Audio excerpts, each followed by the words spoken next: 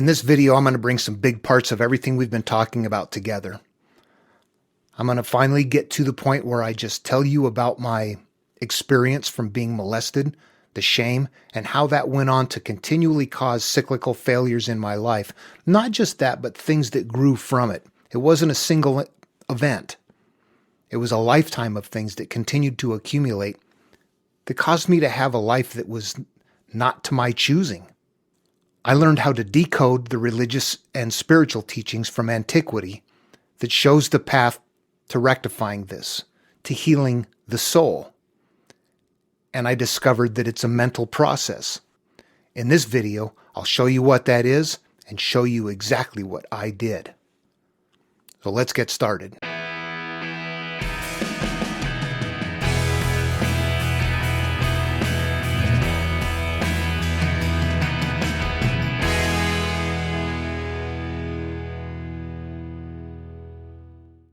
Hi everyone, I'm Daniel and welcome to Just One Truth. In the last episode, episode number 4, I said that in this episode I was going to be doing a comparison between Buddha and Moses. And as I started doing that and laying things out, I realized there's more that I want to explain before we get to that part. I think it's not that complicated to make comparisons between the two, but there has to be some thought process tools that are more in place before I do that. So that's what I want to do in this episode. As you know by now, if you watched the first of the videos, you'll know that I had some experiences that told me there was something beyond the 5 senses. I knew there was something out there in the magical, mystical, spiritual. I didn't know what it was, but there was something beyond us out in the world that seemed to be beyond who and what we were. And I wanted to know what that was. Although I didn't find it in Christianity, despite the fact that they claimed that they had it, that that was God. I didn't see evidence of that. But in the process of looking for that, I was very open to every possibility. So I've talked extensively with people who claim they were exactly right. And these were people that might have been Christologists, people who believed crystal energy somehow gave it, astrologers, people who thought that astral alignments and things like that are a considerable factor, people who use tarot cards to talk to spirits or to draw some kind of energy from the great beyond, to all manner of religious people, be they Abrahamic type, God is out there people, or the Hindu, Taoist, or Buddhist type religious practitioners who claim the path to peace is an interpersonal one.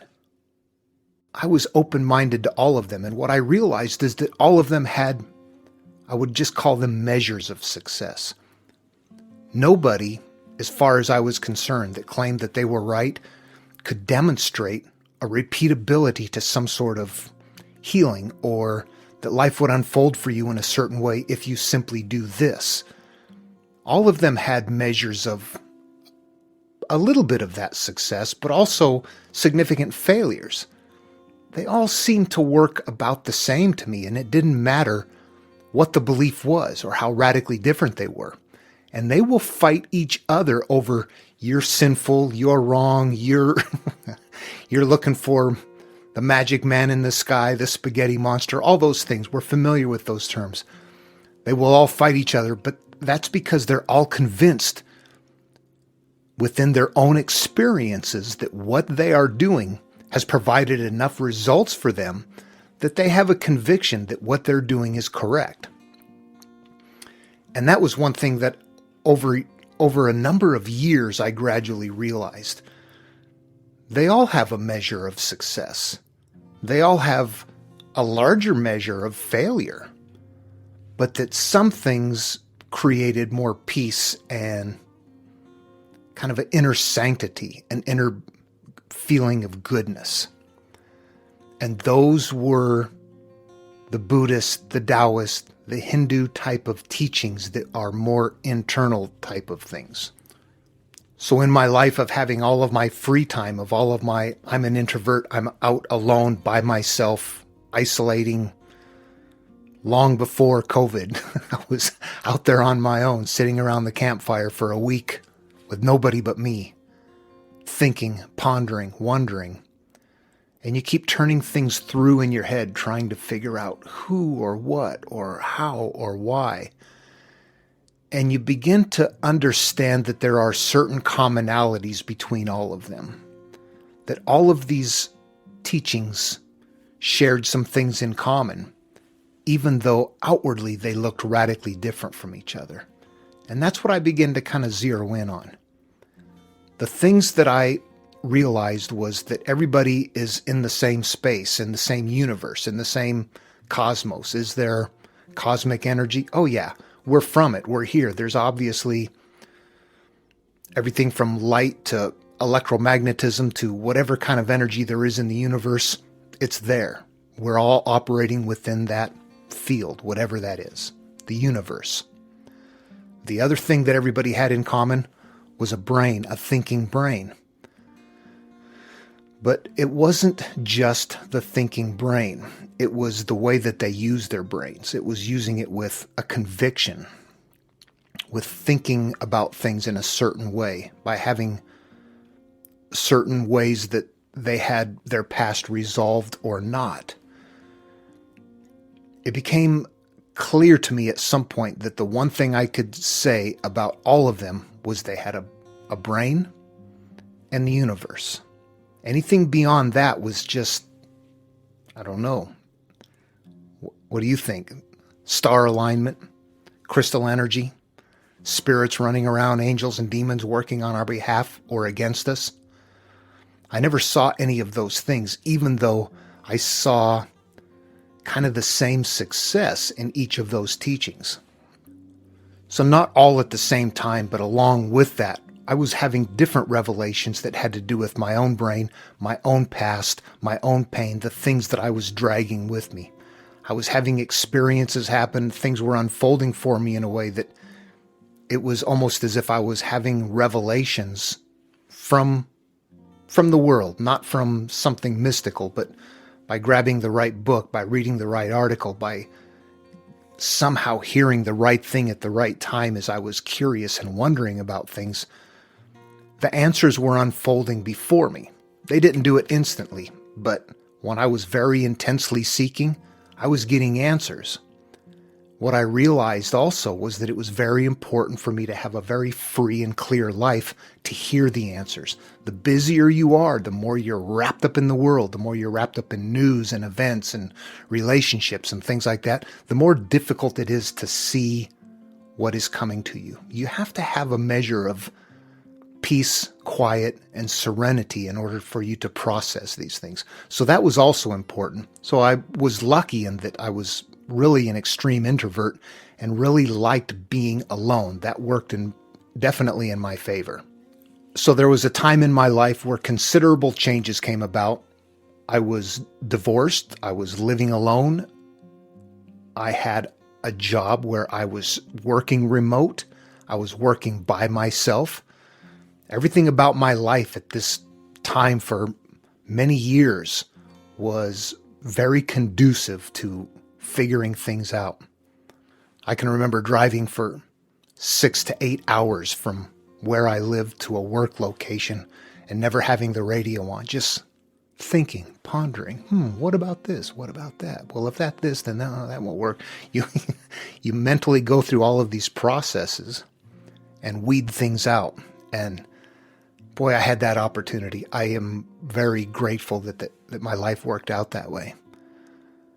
But I was at that same time realizing that the brain was perhaps the most significant factor. And I could see and was beginning to learn what to do to make improvements in my capacity to see things and to make things happen. There were things that I had that were issues in me that I did not have resolved. And as long as I had them hidden away and unresolved, I was beginning to think that they were working against me. I felt like everything that happened in the physical world comes from an energy source. Nothing can happen physically without there being some basis for it to begin with. So whatever I was looking at in my life as far as things working successfully or not in relationships or work developments or whatever the case may be, that those were coming from a deeper source, and that if I continued to work on the physical parts of it, I wasn't doing the best I could. That if I worked on the energy parts, the spiritual parts, you might say, or the mental parts, the processes, that automatically the physical would unfold in the way that you had it created in the mental world. Does that make sense? Perhaps as this video goes along, it'll become clearer.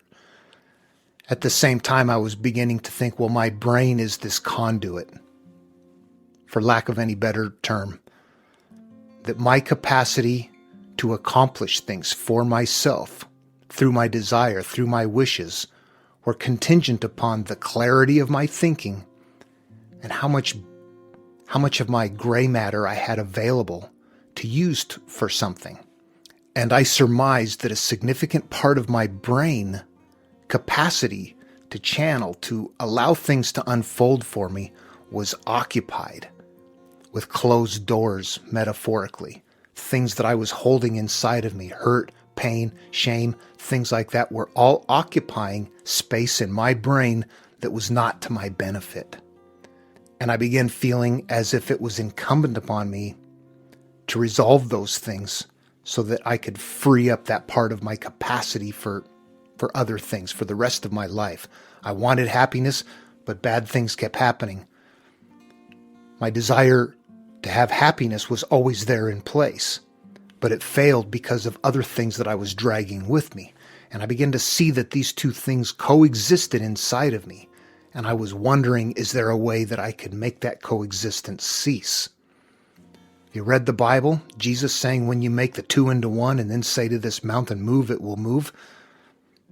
This is it. This is you being two. There's two parts of you. Things you're dragging with you don't like, working against the things that you desire and you wish, and that they conflict, and it's like they're on a teeter-totter going back and forth. You'll have success and then failure, success and failure, cyclical things.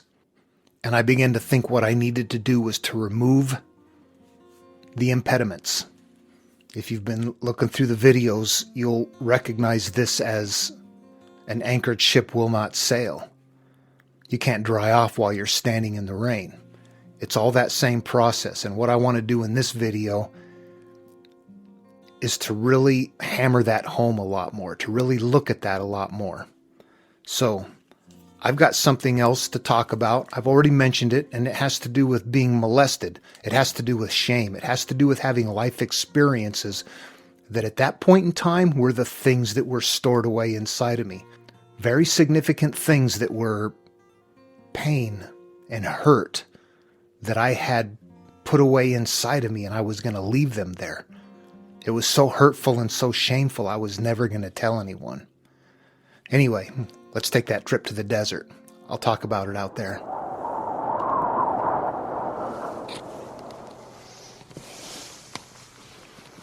Snake River Canyon, south of Boise, Idaho.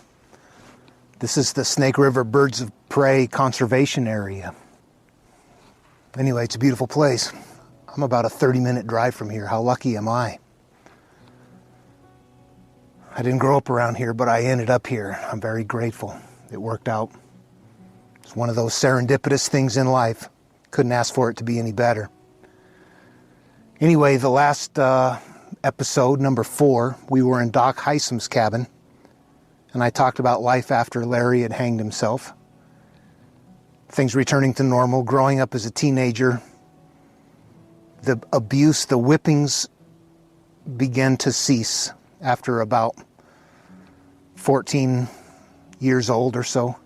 I was as tall as my mom. By 15, I was probably a head taller than her. She had stopped whipping me, but the verbal abuse and everything else was still there. Anyway, one day, it's Sunday. I'm 15 years old. Mom gets me up and my 3 younger brothers and says, you get ready for church. That was the normal thing on Sunday. Today something was different, or that day. And I don't know what it was. I don't know what came over me.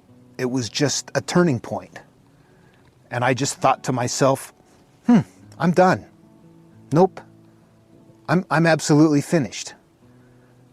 I'm not going to do that anymore. And Mom was yelling at me from upstairs. I was downstairs. She kept yelling, "Are you ready? Are you ready?" And I just sat on the edge of the bed. I didn't get ready. I was in my pajamas. When it was time to go, the door comes flying open, and she sees me sitting there on the edge of the bed, not ready at all to go. I'm in my t-shirt, barefoot. And I just sat there looking at her, and it probably was only a few seconds, although it felt like a few hours. She said, "We'll talk when I get home." A few hours later, they're back from church, and she's yelling at me. I go upstairs and trying to get some stuff in the kitchen, fix breakfast or something. I don't recall what. But we've got this big argument going on. Actually, she's yelling at me, telling me that I'm going to get in trouble and, that I'm a bad kid, the normal kind of stuff. And I'm just ignoring her. I'm not looking at her. I'm not standing there. I'm not saying yes, ma'am, no, ma'am. I'm just going about my business. And that was different, and she didn't like that. She's grabbing at me and yelling at me, "Aren't you listening to me?" Anyway, she was telling me, "You're going to go to church tonight. You will be ready. Do you understand?" And I said something like, "I'm not going." I was very calm and relaxed about it, which was very strange. I wasn't yelling. It was just, I can't explain it. Just something had come over me, and I was done.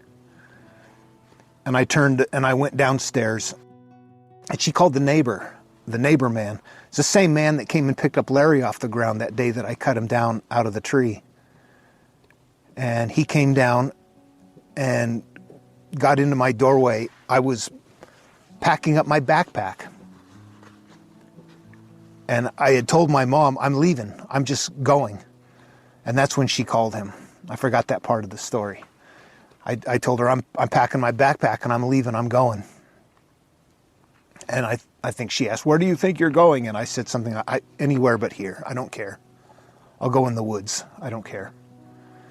And that's when she called the neighbor. Anyway, he appears in the doorway maybe 10, 15 minutes later, something like that. I'm strapping my sleeping bag. This is a big, full kind of backpacker's backpack.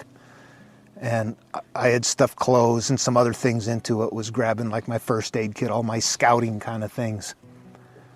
And he stood in the door, and I can remember just kind of looking up at him sort of sideways with a look on my face like, "Don't even try it." But you know what? He looked very peaceful and calm, and all he did was say, "I've been waiting for this to happen. I'm surprised you made it this long." I relaxed, and he said, "Where are you going? You got any money?" I said, "I don't know." No. He gave me the $20 bill that he had in his wallet and offered me a ride to someplace. And the only plan that I had devised next was, I had been to Seattle, into the big city before. And I remembered seeing people on street corners, old men, homeless people, crazy ladies talking to themselves, getting handouts, just begging for change from people, spare change. And I thought, well, that's what I'm going to do. They get money from people. I've seen people hand them money, so that's what I'm going to do. So I went into Seattle, and that's what I did. And I started off sleeping down on the waterfront, in my sleeping bag, right on the bench. It was cold and damp. And I met this guy while panhandling over the next couple of days. His name was George. He had this big, huge, purple, bulbous kind of growth on his forehead. But he was an old guy, very gruff, had a rough, deep voice. And he kind of took me under his wing, and he showed me how you go to the grocery stores and to the restaurants, and their garbage had the food that was not in too bad a shape. You could get food out of there that they'd thrown away. Some of the fruit that was starting to rot but wasn't completely rotten, and old pastries, things like that were there. So he showed me how to do that. He showed me how to use newspaper to wrap up inside of my clothes to try to insulate a little bit. And that worked okay as long as you stayed dry, but once you got wet, that wasn't too good. It was November. getting into December, and it was getting cold and wet. And I was panhandling, getting dirty, getting stinky, getting pretty nasty. And this guy that I recognized him because he would come by a couple of days and he would talk to me and engage with me and give me $1 or $2. And he started bringing like a lunch by. And he would say, yeah, I'm going to work, but I packed this by accident, but we're going to lunch at the office today, so I don't need it. Here, you can have it. So he was giving me his entire lunch. And that got me to trust him right away. And after, I don't know, 3 or 4 days beyond that, he talked to me and he said, you know, you don't have to tell me anything. I think you're a runaway because you're just too young and you don't belong here. And you're going to die. This is not a life for you. You need to get cleaned up and get a job and live a different life than out here. And I was like, yeah, that's okay. I mean, that was the first thing that came along. I hadn't looked. I didn't know what to do. I was a kid from the country that was very naive and didn't know anything.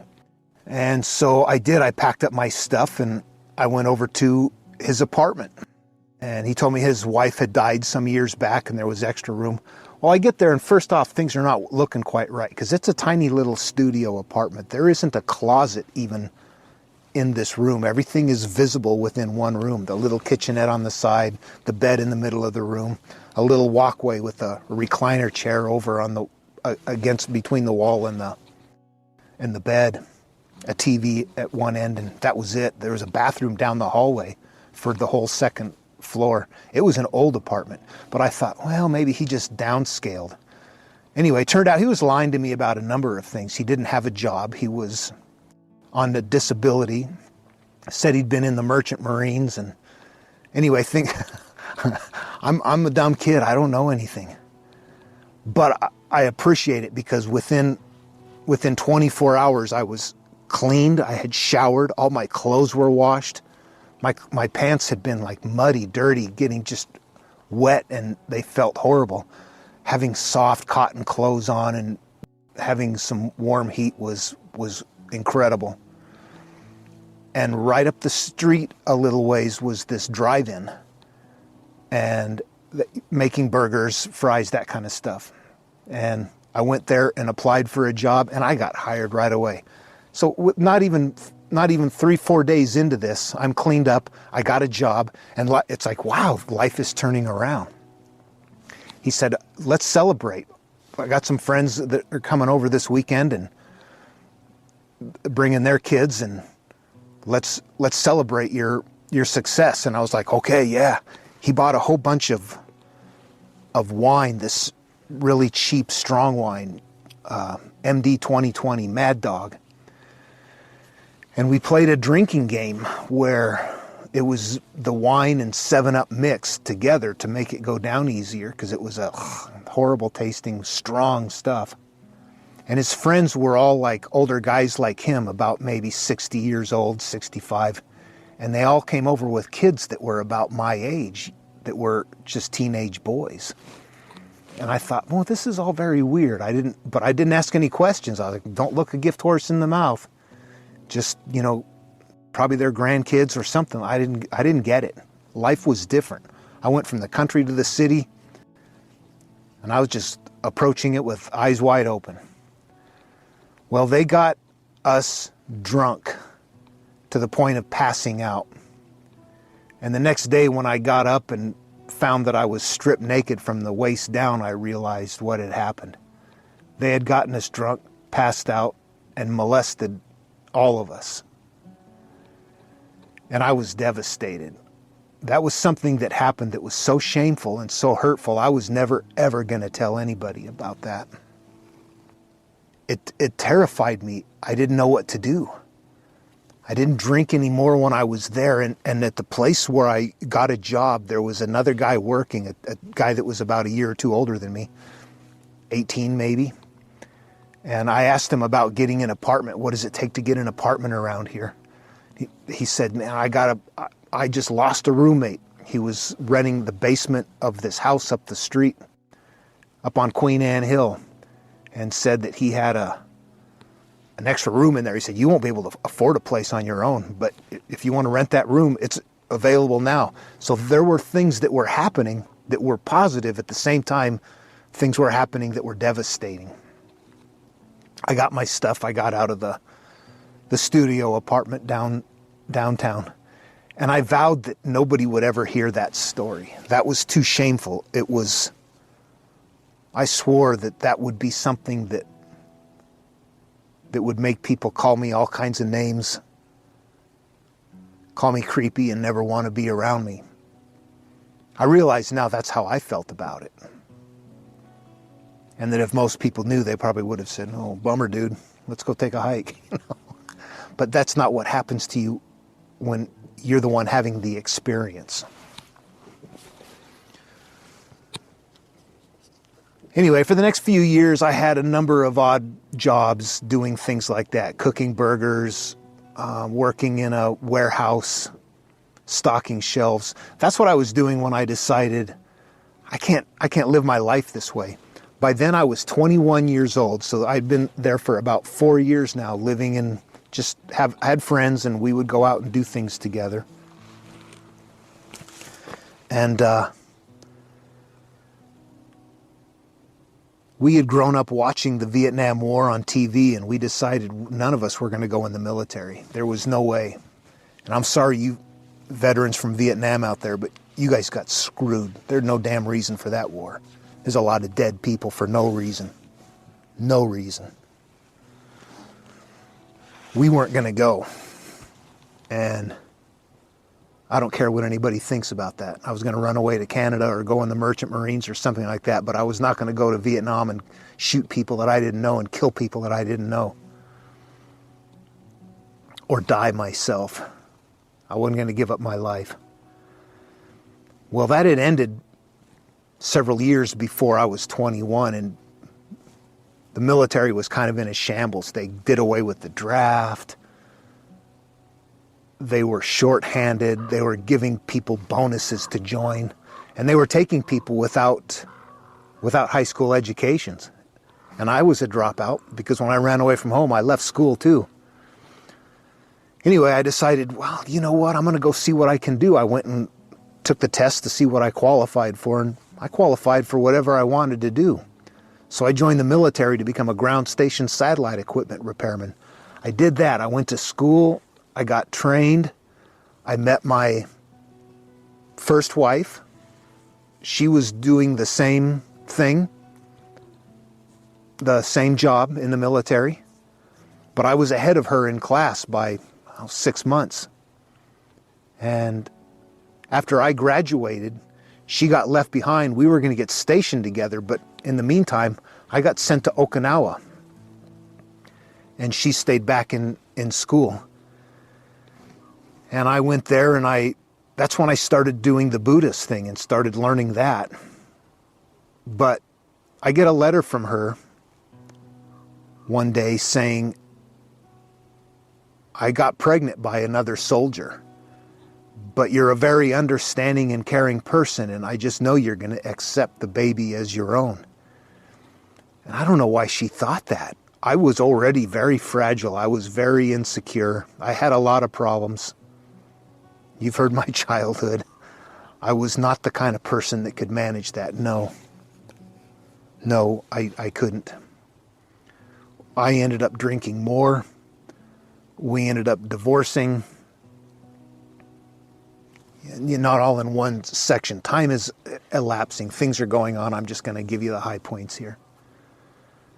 I'm accumulating baggage. At the same time, I think there's good things happening, and then bad stuff would happen, and then good things and bad things. It seemed like every time life was turning around and I was getting a handle on things, it felt like the rug just got yanked out from underneath me and just knocked me back down. It was like I couldn't succeed. I couldn't get anywhere. I couldn't find that happiness and peace. I didn't know how to find it. And I drank more and more. That's where I went to a temple. It was down the street from where we lived. in Okinawa. She ended up coming over there, and we were there for a while. We were there together, having the marriage from hell. And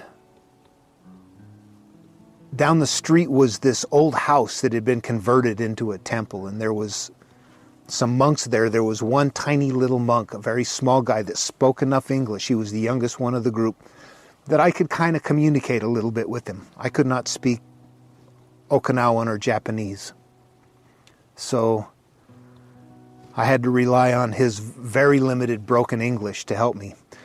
And I remember having a book of Buddhist teachings, the Dhammapada, and it had these verses in it. And I remember being confused about some things. And I remember asking him one time, what does this mean? I showed him the book. What does this mean? He can't read it, but he doesn't need to. He stands this tall. I'm a late bloomer. I told you I was tall, very tall. I ended up 6'2" and 200 pounds. He's like 4'10" and 100 pounds. I'm twice this guy's size. But he stands in front of me and he takes his finger and just taps me on the chest and said, it's about you. It's about you. Read it like it's about you. And I went, oh, okay. And I let it go at that. I figured, he's the master. You're supposed to just ask a question and go figure it out, right? Some time went by and there were more verses and more confusion. And I went back and I asked him again, what are these things? And he stood off in front of me, this tiny little guy. And I had this sensation like, I don't know how to explain it. Like I was looking at the biggest expanse that there could possibly be. Like I was looking at the universe. It was like I was looking at everything, this small person, but I had this sensation come over me that was just, what is this? I don't know. And he does the same thing, but he says, they're all about you. Everything, it's about you. Read it that way. And I tried that.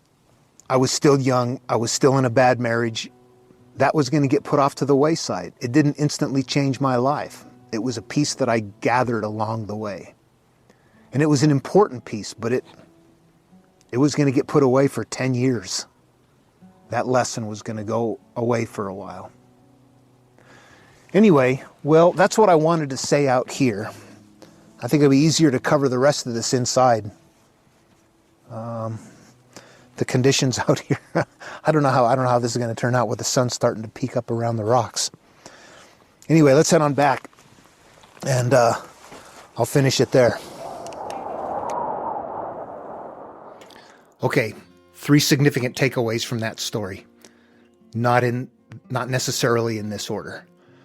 First of all, I had gotten the letter from my wife that said she was pregnant, so obviously she'd been intimate with other people from my life, from my childhood. Even if you had a normal childhood and you loved somebody, that would be very hurtful.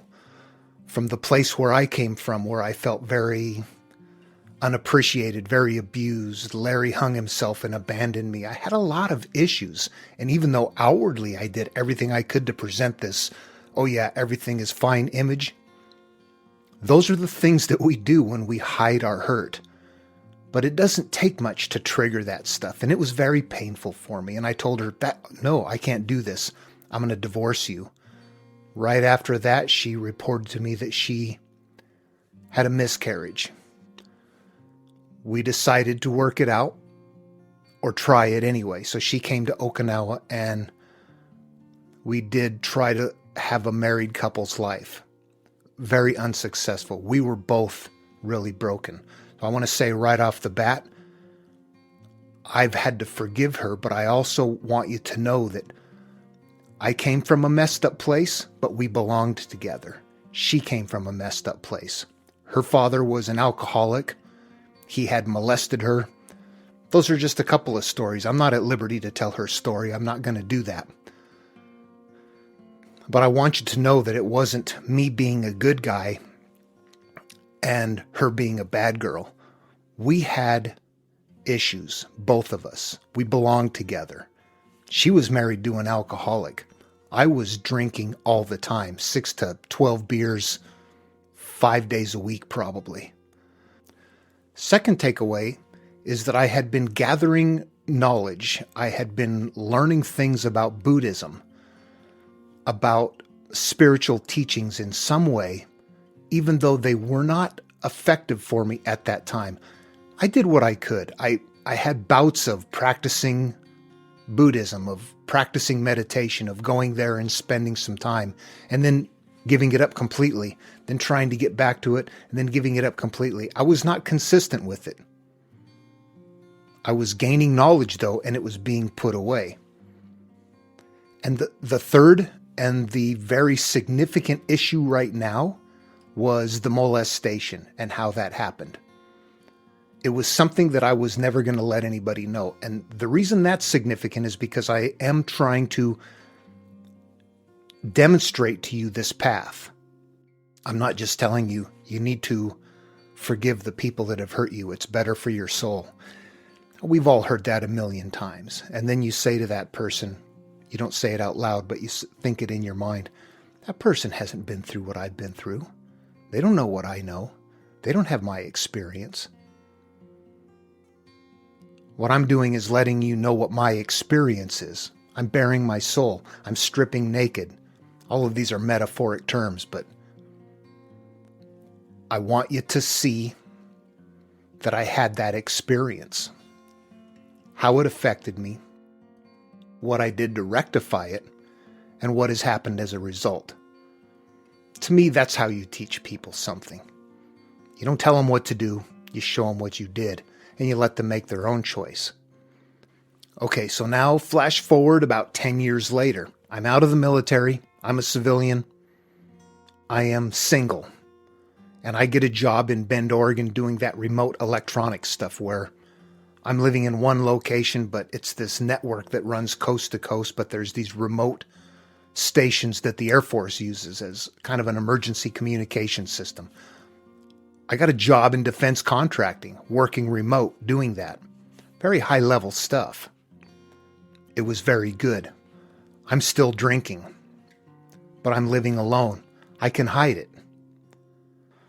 One Friday night, me and a couple of friends of mine closed down a bar. We're shooting pool and drinking pitchers of beer. On the way home, I don't come to a complete stop at a stop sign. I get pulled over. I'm over the legal limit. I get put in handcuffs and put in the back seat of a police car. I'm being arrested for driving under the influence. And that's never happened to me before. And I am devastated. I've never thought of myself in that way. I'm thinking suddenly, oh, I'm a criminal. It was incredibly devastating to me. I was crying. It was like, oh my God, what have I done? What am I doing? I was starting to hit rock bottom. The arresting officer takes all my information. We actually got along okay because I was like, yes, sir, no, sir, I'm sorry, sir. I wasn't belligerent. I was just like, oh, I messed up. I messed up. I don't know what to even do now. Well, he gets down all my information and then politely puts me in a jail cell. A friend of mine is coming to pick me up, but it's going to be an hour or so before he can get there. They're done with me, so they're just going to put me someplace to keep me safe until my friend arrives. But before he closes the door, he says, I need to get your belt and your bootlaces so that you don't hang yourself before your friend gets here.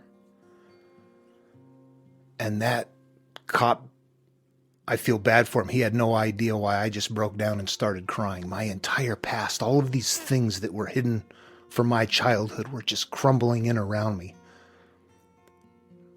The idea that I couldn't get my life together, that I started out with things being hurtful and abusive, and no matter what I did to try to crawl out of that, I couldn't get out of it. I kept falling back into it. I kept doing stupid things. I didn't have control, and if I did try to stop drinking, I couldn't face the pain. I just go back to drinking. Drinking became what numbed my memory. It was the only way that I could manage day-to-day existence with what had happened at that time. And for me, that was a rock bottom point. I quit drinking. Just quit. I had to go through a number of programs, diversion programs, state programs. I could have lost my driver's license, which would have affected my job, which would have devastated me even further. On the day of my court hearing, the arresting officer doesn't show. I still get the DUI and I still have to go through all the program, but I get to keep my driver's license, so I get to keep my job. Again, we see that there's good things happening in the midst of bad things happening. There's this blend of you dodged a bullet. It's almost like someone was smacking me in the head and saying, "We're trying to give you a chance here. Wake up."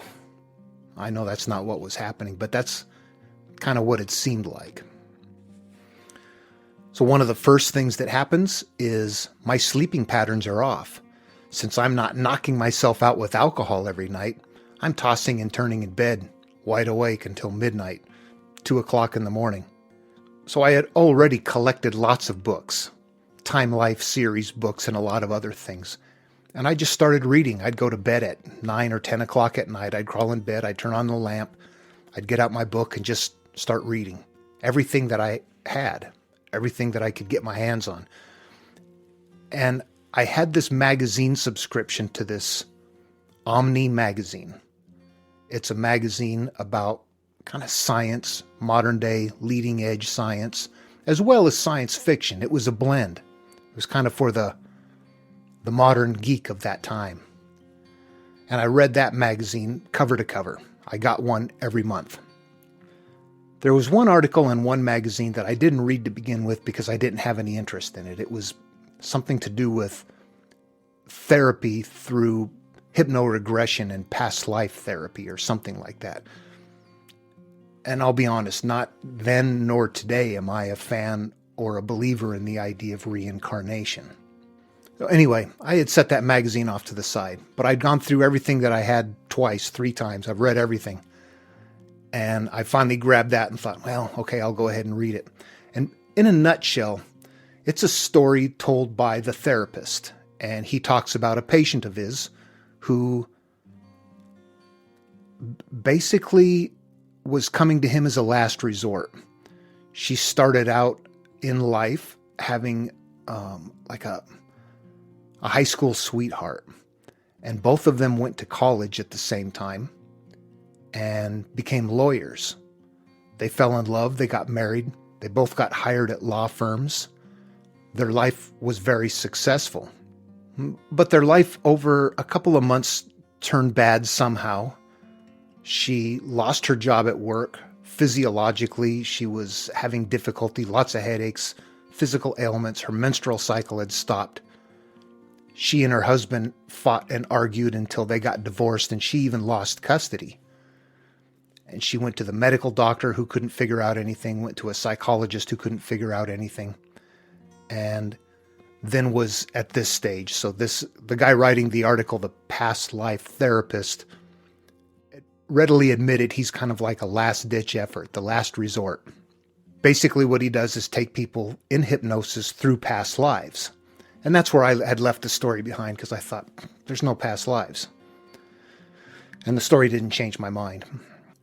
But what happened is that under hypnosis, she described being different people at different times.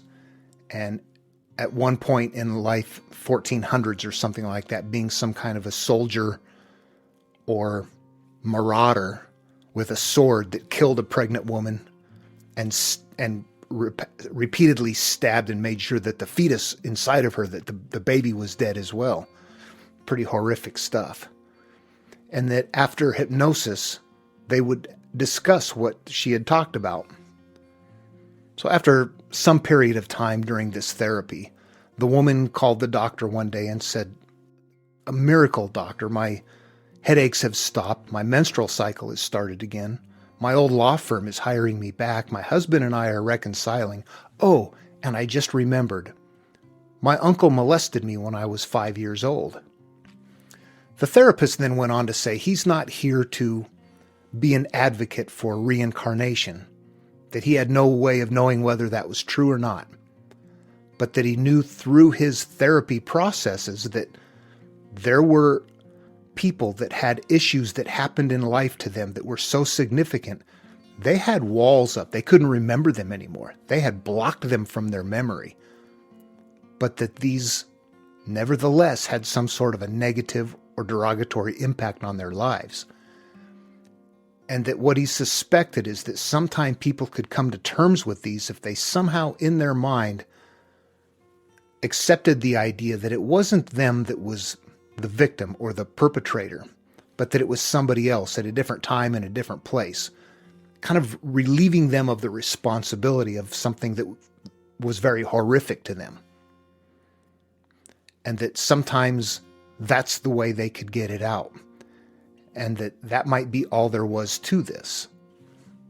That once that person was brought out of their state of hypnosis back into full consciousness, that by the mere act of talking out the issue, that began to affect the healing. That as the person acknowledged the things, as they understood the things, as they began to face the things and talk it out, that made a difference in their lives, that it made significant changes in the state of their physiological and mental health. And I remember even before I finished reading that last part of the article, my head was already moving towards the realization that I didn't have walls up. I got molested, but I could remember it. I didn't have it blocked out. And it occurred to me that maybe I'm supposed to not trap it in. Maybe I'm supposed to talk about it. Maybe I'm supposed to open up with somebody about this. And I can remember feeling incredibly agitated at the idea. Face flushed, palms sweaty, heart pounding, thinking, no, that doesn't sound good at all. It didn't sound like a good thing at all. I didn't want to tell anybody. I didn't. I felt incredibly ashamed. At the same time, it seemed like maybe a few days, at least within a week of reading that article and having that starting to turn over in my head, and I'm starting to almost obsess about this idea. But I wasn't convinced. And I didn't want to go tell anybody. I didn't want to go get a psychologist or anything like that. I just thought, maybe I need to do that, but I can't. I don't want to. I was at one of the diversion program meetings that I had to go to for the DUI. And somebody there had a Bible, and they were telling somebody else a verse. These two were talking, and I just overheard it. But it was significant enough for me to go and ask that person what that verse was.